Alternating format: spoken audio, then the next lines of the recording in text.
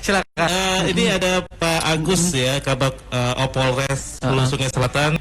Untuk nama saya adalah Agus Sugianto, jabatan selaku Kabak Op Polres Hulu Sungai Selatan, yang mana membidangi operasional di Polres Hulu Sungai Selatan. Demikian. Iya. Sudah lama Pak di Hulu Sungai Selatan Pak. Saya tadi sempat ngobrol-ngobrol dengan Pak Agus, katanya pernah di Barabai juga Pak ya? Oh iya. Iya. Ya, sebelum di sini saya di Barabai. Kurang lebih 5 tahun. 5 tahun. 5 tahun. Kasat Intel. Dan di kandangan ini baru 1 bulan nih. 1 bulan. Berarti belum mengenal nih tapi ini giatnya ya. Tapi sudah terasa ya ketupat kandangan Pak. Oh sudah Pak. Tapi Mut ini bukan ada kacau tapi mesin dok nih. Ketupatnya. Masih mesin dong. Masih mesin dok. Kayaknya mungkin dicoba kacau Pak lah. Rasanya katanya beda. Sudah Pak. Iya. Baik. Iya. Ini Pak Bagus, kami cukup menarik sekali Pak dengan tema hari ini. Ini apa Mut temanya? Peran serta pedas dalam penanganan COVID-19. Nah, mungkin Pak bisa dijelaskan ke pemirsa di rumah dan pendengar ini Pak. Mungkin secara umum pedas itu apa Pak? Iya. Latar belakangnya ya lah Pak. Pedas ini artinya apa dulu dan latar belakangnya apa? Iya. Pedas apa artinya Pak? Pedas gitu nah. Bahasa kami kepedesan nih ya. Terus Pak silakan Pak. Silakan Pak Gus. Baik, terima kasih. Jadi bisa kami jelaskan di sini bahwa tim pedas. Pedas itu adalah singkatan dari penegak disiplin kesehatan. Penegak. Iya. Kesehatannya kepanjang. Betul, Pak. Lanjut.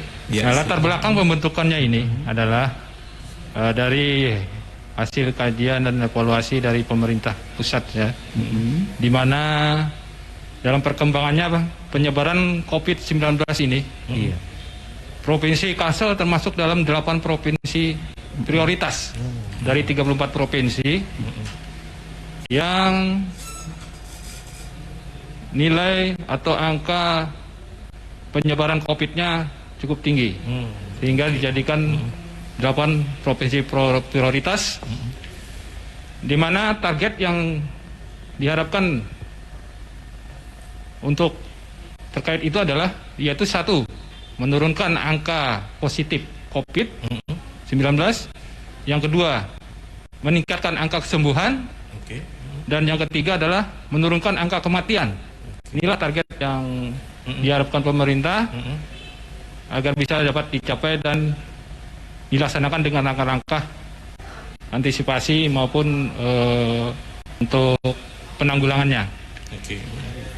Menyikapi hal itu, langkah-langkahnya antara lain yaitu adalah yang pertama adalah meningkatkan pendisiplinan masyarakat terhadap protokol kesehatan, yaitu melalui operasi justisi dan penegakan. Dalam hal ini kita di Kabupaten Hulu Sungai Selatan, Pak ya. Iya. Ada peraturan Bupati nomor 44 tahun 2020. Iya. Baik dengan cara stasioner maupun dengan mobile. Kemudian meningkatkan peran serta masyarakat secara aktif berperan dalam mengkampanyekan dan sebagai pelopor penerapan protokol kesehatan, yaitu melalui komunitas-komunitas yang ada di masyarakat untuk penegakan protokol kesehatan itu sendiri. Kemudian adalah penanganan orang yang melaksanakan isolasi mandiri. Isolasi mandiri ini agar mereka tetap disiplin dalam melaksanakannya dan tidak berkeliaran di luar rumah yang dapat berpotensi akan meningkatnya penularan dari COVID-19 itu sendiri. Nah, menyikapi hal tersebut, Bapak Polda Kalsel melalui surat telegramnya telah membentuk tim pedas ini. Beliau melakukan inovasi terobosan dengan membentuk tim pedas ini di seluruh jajaran Polres di Polda Kalimantan Selatan. Yaitu dengan tujuannya adalah melaksanakan tugas dalam hal penegakan protokol kesehatan Itu baik secara stasioner maupun dengan mobile seperti yang saya jelaskan di atas tadi. Oke. Ya, jadi demikian itu Pak. Jadi sampai terbentuknya tim Perdas ini. Latar belakangnya terbentuk Perdas itu ya. Iya. Jadi mungkin tadi berpikir Perdas nih kalau yang ini makan lumbuk apa kepedesan yang tidak menuruti protokol kesehatan ini diberi makan lumbuk biar terjihang dia.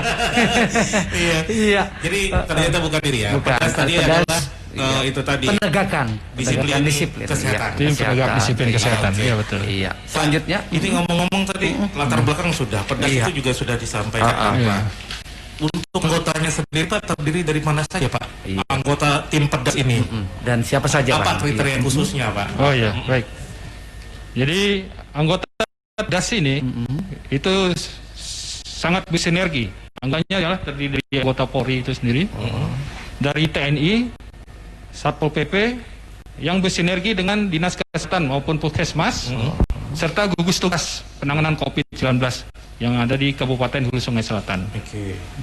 Kriteria khususnya adalah sudah tentu adalah mereka harus memahami peraturan-peraturan tentang penerapan protokol kesehatan seperti Impres nomor 6 tahun 2020, yaitu tentang peningkatan disiplin dan penegakan hukum protokol kesehatan dalam pencegahan dan pengendalian COVID-19.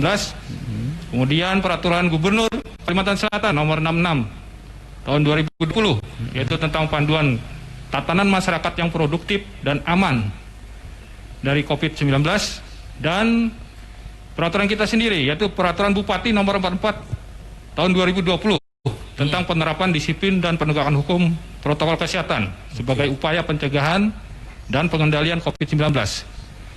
Selain itu, anggota kami juga sudah dilatih dalam penanganan orang yang menjadi suspek maupun yang positif terkena COVID-19, bahkan dengan melaksanakan hal latihan yaitu pemulasaran jenazah COVID-19 yang kami membantu juga dalam hal ini dari Dinas Kesehatan. Demikian Pak. Oke. Iya.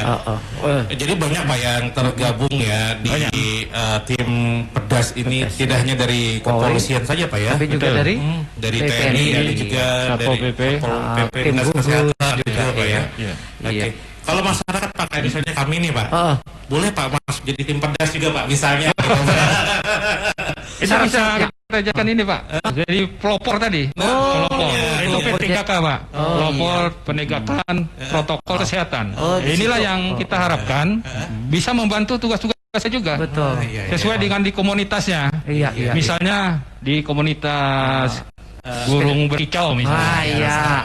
Nah, dia bisa jadi pelopor di sana. Betul. Di kegiatan mungkin dalam kegiatan mereka, rekan-rekan mereka bisa di sana dia sebagai itu duta. sangat membantu.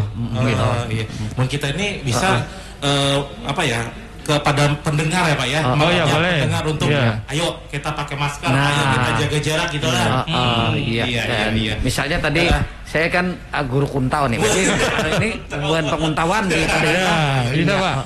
Itu sangat membantu Pak. Betul. Iya. Bahkan dari keluarga sendiri, dari lingkungan kita, komunitas kita, itu malah lebih masif nantinya dalam penerapan protokol kesehatan ini. Oke. Nah, kemudian Pak, cara kerja tim Perdas ini di lapangan seperti apa nih? Iya, saya tahu Kak Waju ini kami hendak membantu sedikit di bidang sininya supaya ada tatarang belembika Pak. Silakan Pak. Baik. Jadi tim Perdas ini, tim Perdas Polres Hulu Sungai Selatan, itu tugas-tugasnya adalah yang pertama itu melaksanakan operasi justisi secara stasioner dan mobile.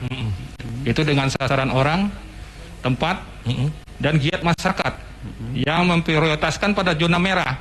Jadi di Kabupaten Hulu Sungai Selatan ini, di mana zona merah penyebaran COVID, di situ yang jadi target kami, atau yang berisiko tinggi, serta pada lokasi giat masyarakat yang ramai dan berkerumun, seperti pusat perbelanjaan, pasar, pelabuhan, terminal, restoran, kafe, ataupun tempat lain yang digunakan oleh masyarakat umum.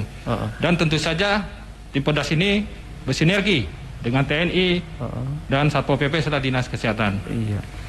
Selain itu, tim juga melaksanakan monitoring terhadap orang yang melaksanakan isolasi mandiri. Ini jadi perhatian juga Pak. Yaitu untuk memastikan bahwa telah mematuhi protokol kesehatan mereka itu dan tidak melakukan aktivitas di luar rumah dan bekerjasama dengan pihak tim gugus tugas penanganan COVID-19 Dinas Kesehatan atau Puskesmas di wilayah masing-masing. Iya. Itu Pak tugas dari tim pedas mungkin ini. Tadi Pan disampaikan ada penanganan di tempat kerumunan. Bagaimana tadi yang disampaikan oleh Pak Bupati pengantenan? Ini solusinya seperti apa? Apakah ditagur atau kayak apa nih? Mekanismenya Pak, misalnya masyarakat mau adakan pengantinan misalnya. Ini ditagur, bubar. Misal seperti apa mungkin yang lebih bijaknya lah. Iya. Jadi dalam hal penanganan penerapan protokol kesehatan ini, kita tetap mengedepankan tindakan yang persuasif dan humanis dan koordinasi. Itu yang utama Pak. Jadi bila ada acara-acara seperti itu sesuai protokol kesehatan itu harus menerapkan pembatasan, dari jumlah yang diundang, terus pemakaian masker, sebenarnya. Tapi kalau bisa dihindari untuk dihindari untuk kegiatan-kegiatan sementara ini. Karena itu sangat berpotensi untuk penyebaran penularan Pak ya. Biasanya anak makan tuh berparakan mengambil nasi ini Pak ya. Nah itu paling tidak penitia atau tuan rumah itu dalam artian yang mengingatkan para tamu undangannya. Iya karena bukan kepolisian nggak mungkin di situ. Bayi ya kalau Pak. Oke, kita masih bersama Pak Agus. Masih semangat terus Pak Agus ya. Ayo. Masih. Semangat pagi. Semangat lagi Pak Agus ya.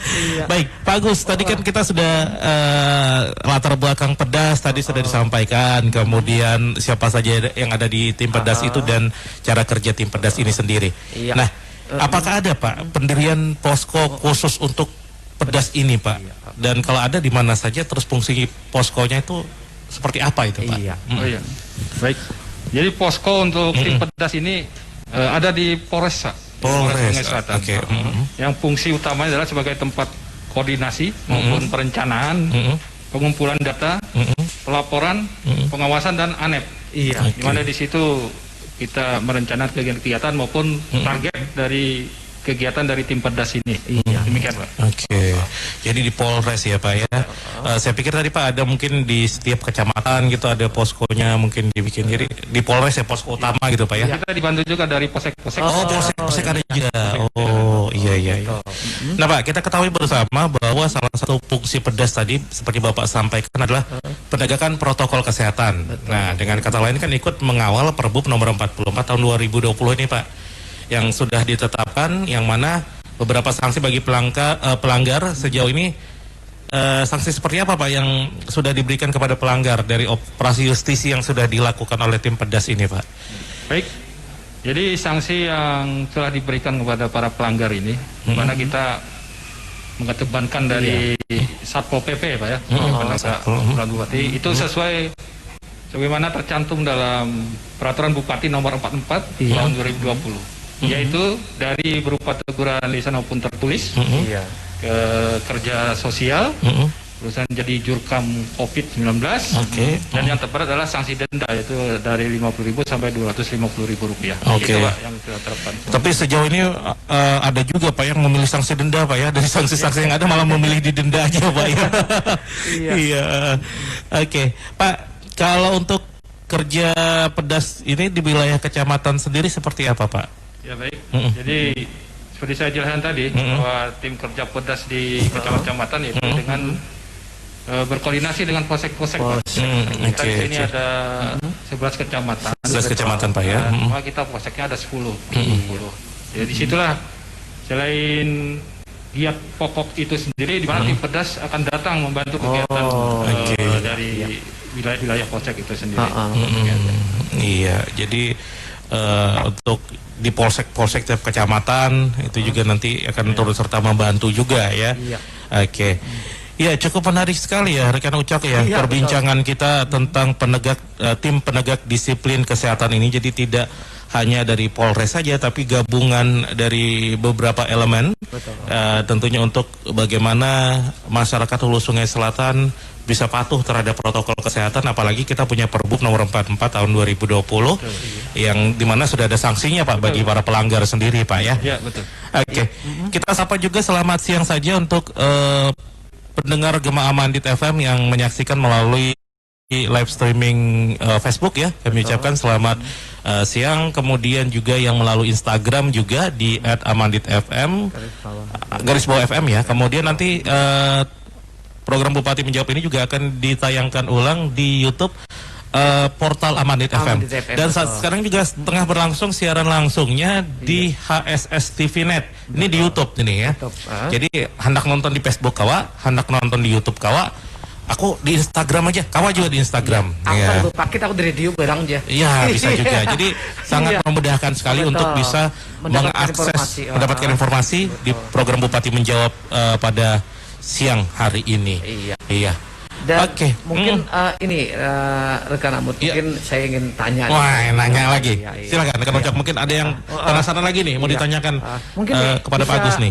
Diceritakan Pak, untuk bagaimana pengalaman di lapangan nih ketika sedang bertugas. Ada sesuatu yang unik mungkin Pak pada saat mendapati masyarakat melanggar protokol kesehatan. Sembunyi mungkin atau bagaimana? Melihat Bapak berburikan lagi. Iya Bapak, bisa diceritakan Pak pengalaman uniknya Pak. Baik. Jadi pengalaman kami selama bertugas di Cipadas ini, yang pertama ya yang selalu kita laksanakan adalah kita melaksanakan tugas dengan sasaran zona-zona merah Pak. Yang sangat rentan dalam penyebaran COVID-19 ini. Jadi kita pun harus tetap waspada dengan melindungi diri, baik memakai masker, sarung tangan, dan jaga jarak. Nah, itu harus kita tetap waspada, jangan sampai kita melaksanakan malah kita yang terpapar. Iya betul. Jadi jangan sampai Pak, ini kan tugas kemanusiaan sebenarnya Pak ya. Jangan sampai karena kita terlalu fokus dengan tugas kemanusiaan kita, tapi kita lupa untuk melindungi diri kita ya. Itu juga yang memang harus dipikir. Sakalanya mutnya bila seorang seorang masker di dagu masih orang. Itulah tim pedas ini sudah dibekali dengan pelatihan-pelatihan dan pengetahuan pencegahan itu. Jadi itu yang kedua. Memang tidak barang tentu pasti di lapangan tuh kita masih ada hal yang masyarakat yang kurang kooperatif. Tadi yang disampaikan memang menghindar, sembunyi-sembunyi gitu. Itu masih ada. Tapi kami dari tim pedas dan teman-teman rekan-rekan yang melaksanakan dari TNI maupun PPP, kita tetap menyikapinya dengan humanis, Pak. Humanis dan berusaha mengarahkan dari masyarakat kita sendiri itu. Jadi demikian, Pak. Iya, Pak. Pak, jika misalnya ini tadi kan kejadian unik yang Bapak temui tadi ada yang sembunyi, ada yang memang kabur ketika sudah ketemu petugas. Iya, tapi petugas tetap dengan cara humanis menyampaikan ke masyarakat. Nah, Pak, kalau misalnya ini kedapatan pelanggar Pak, dia mengaku belum mengetahui tentang penerapan Perbup ini, apakah tetap dikenakan sanksi? Dan mungkin bisa diceritakan Pak, bagaimana reaksi masyarakat ketika mendapatkan sanksi? Kan tadi Bapak bilang ya, ada yang sanksi sosial ya Pak ya, menyapu gitu kan, jadi juru kampanye, kemudian ada yang membayar denda. Apakah mencari syarikahnya atau apa? Nah ini Pak, kalau misalnya tidak tahu Pak terkait Perbup ini bagaimana Pak? Ya mungkin perlu saya jelaskan terlebih dulu soal ini ya, bahwa peraturan Bupati Hulu Sungai Selatan ini yang sejak dikeluarkan yaitu ada 19 Agustus ya 2020. Itu semenjak itu kami dari Polri, TNI dan Satpol PP mungkin dari Pemkab sendiri itu melaksanakan sosialisasi Pak. Sudah ada sosialisasinya. Secara gencar selama 2 bulan ini. Oleh kami oleh para Babin Kantipmas maupun dari giat-giat kepolisian seperti pengaturan lalu lintas itu sambil dengan membawa banner. Ayo patuhi. Itu kita melihat pas di itu jalan lampu merah tuh ya. Itu kita laksanakan terus Pak. Para Babin Kantipmas juga yang datang langsung ke kampung-kampung ke rumah-rumah dengan membawa peraturan Bupati. TNI juga dengan para Babinsa dan lebih-lebih lagi dari Satpol PP. Juga sosialisasi Perbup ini juga melalui dari media sosial. Ini mungkin dari Kominfo juga sudah ada. Dan kita menambahkan juga dengan pemasangan baliho yang mungkin bisa dilihat Pak di pinggir jalan atau di persimpangan. dan pemasangan stiker-stiker, di mana kesemuanya itu bertujuan agar masyarakat bisa mengetahui dan memahami adanya peraturan Bupati nomor 44 tahun 2020 ini. Nah, dari itulah dengan pelaksanaan operasi justisi ini diharapkan masyarakat sudah memahaminya dari hal itu. Karena itu adalah salah satu agar bisa terselenggaranya penerapan dari peraturan Bupati itu. Oke. Iya. Nah. Tadi Pak, yang ini Pak mengenai reaksi masyarakat ketika dapat sanksi Pak, seperti apa Pak? Oh iya. Jadi masyarakat yang mungkin masih beralasan mungkin tidak mengetahui, kita tetap humanis Pak. Iya. Tetap humanis, menjelaskan dan memahaminya, dan untuk sanksi itu ya seperti yang kita sampaikan. Ada beberapa kriteria tadi kan, dari yang teringan, teguran lisan, tertulis, kerja sosial, dari Jurkam. Itu kita serahkan nanti ke Satpol PP Pak. Dalam penerapannya yang sudah pasti dengan mempertimbangkan yang meringankan maupun yang memberatkan dari pelanggar itu sendiri. Iya, berarti warga ini bisa aku minta maaf ya Pak ya. Nah, kada ingat, kada tahu bahasanya tuh Pak lah. Tapi biar lupa tetap harus ya Pak ya. Harus dapat sanksi karena tadi kita operasi justisi sanksi yang Oke. Mak aku nih Jakarta buat duit nah kayak berhutang lo jadi. Kan ada pilihan sanksi yang lain gitu ya. Tadi bayar denda gitu ya kan. Menyanyi ampar-ampar pisang kah? Sugiarto itu. Sugiarto. Iya, kalau pembulu tangkis Ucok Sugiarto. Ada R-nya. Iya. Oke, bagus. Kita masih dengan tema kita Pak ya. Tim Pedas sendiri dalam penanganan COVID-19 di Kabupaten Hulu Sungai Selatan. Iya. Penegakan protokol kesehatan ini kan Pak sebenarnya Pak ya perlu kerjasama dari semua pihak selain kesadaran dari masyarakat sendiri. Apakah kerjasama khusus dari pihak tertentu atau pihak lain dengan yang ada sudah dijalin Pak? Misalnya dengan tadi Bapak sempat bilang dengan komunitas-komunitas Pak ya. Apakah ada lagi Pak dengan pihak-pihak lain yang sudah terjalin dari tim Pedas ini Pak kerjasamanya? Saya jelaskan Pak. Ya. Baik. Ya seperti yang saya jelaskan tadi ya. Kerjasamanya yang sudah pasti tadi kan, TNI Polri, Satpol PP, Dinas Kesehatan, dan Puskesmas. Yang kedua adalah dengan komunitas-komunitas masyarakat yang ada di kegiatan masyarakat itu. Dan kami pun dalam hal ini juga masih berusaha merangkul dalam kerjasama baik dengan LSM maupun ormas dari masyarakat itu sendiri.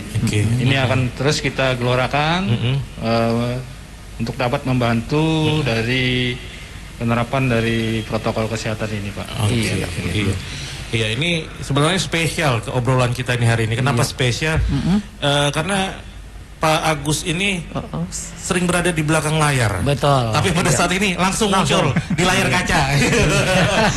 Langsung ke pendengar semua bisa melihat Pak Agus. Beliau ini memberikan informasi, tapi yang ini belum di mana orangnya ini tidak diketahui. Dapatnya di belakang layar itu tadi. Jadi ini sudah kelihatan. Langsung kelihatan dia. Ini yang humasnya dari ini Kabak Ops ya. Bukan humasnya, beliau adalah Kabak Opsnya. Bukan humasnya, tapi khusus memberitakan informasi Pak ya. Baik, Pak Agus terakhir Pak. Ini setiap usaha yang dilakukan pasti ada kendala Pak. Betul. Kendala sendiri Pak yang ditemui di lapangan seperti apa dan bagaimana solusi sendiri Pak untuk menyelesaikan kendala itu Pak? Iya. Baik. Kalau kendala-kendala yang serius ya sampai saat ini belum ada Pak. Belum ada Pak ya.